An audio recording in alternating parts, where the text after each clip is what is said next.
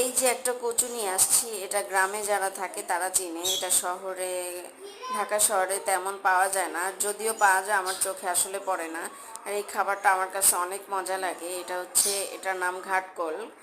কারা কি বলে আমি আসলে জানি না। যারা যারা মানে এক এক ধরনের নাম আছে না, এক এক ধরনের নাম বলে। আমি এটাকে ঘাটকোল হিসাবে চিনি। তো এটা আমার ভাজি অনেক মজা লাগে। তো এটা আমি আগে ভালো করে কুটে তারপরে হচ্ছে ব্লেন্ডারে ব্লেন্ড করে নিয়েছি।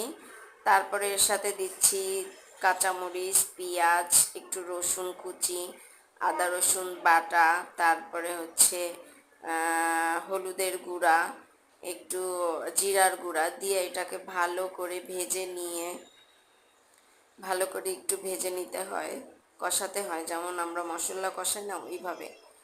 তো এটার সাথে ভালো করে কষিয়ে কষিয়ে এদিকে আবার কই মাছ ভুনা করব। সেই কই মাছটার জন্য এখানে ভালো করে করেছি।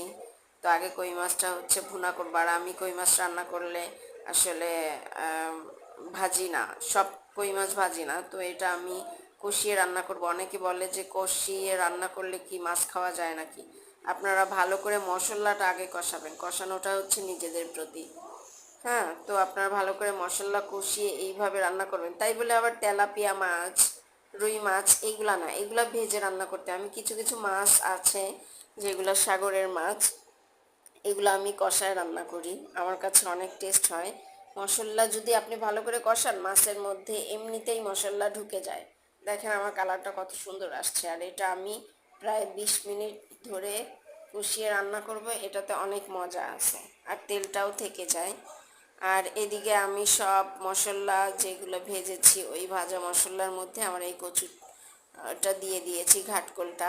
এটাকে এখন এত পরিমাণ ভাজতে হবে, এত পরিমাণ ভাজতে ভাজতে তেল বের করে ফেললে এটা যতটুকু দেখতেছেন তার থেকে 3/1 ভাগ চলে আসবে ভাজতে ভাজতে। তো আমি এটার মধ্যে তরকারি দিব, এই জন্য মাছটা কষিয়ে আগে উঠিয়ে রাখছি আর কি। এটার মধ্যে আমি বেগুন দিয়েছি, বেগুন দিয়ে রান্না করব, বেগুনের আলু দিয়ে।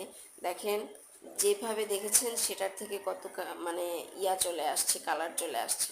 তো আমার মাছের অবস্থা এই পর্যন্তই। এটাকে ধনিয়া পাতা দিয়ে দিয়েছি। এখন এটাকে একটু ভালো করে রান্না করে এটা একটু ঝোল রেখে তারপর রেখে দেবে। এইদিকে আমার দেখেন এই যে ঘাটকোলটা হয়ে গেছে, তাও এখনো হয়নি, প্রায় এখনো। ঘাটকোল আপনি যত ভাজবেন তত মজা লাগবে। আমার মাছটা হয়ে গেছে, দেখেন কত সুন্দর লাগতেছে। আর ঘাটকোলটা আরও শুকাতে হবে, শুকালে ঘাটকোলটা একদম মজা চলে আসবে।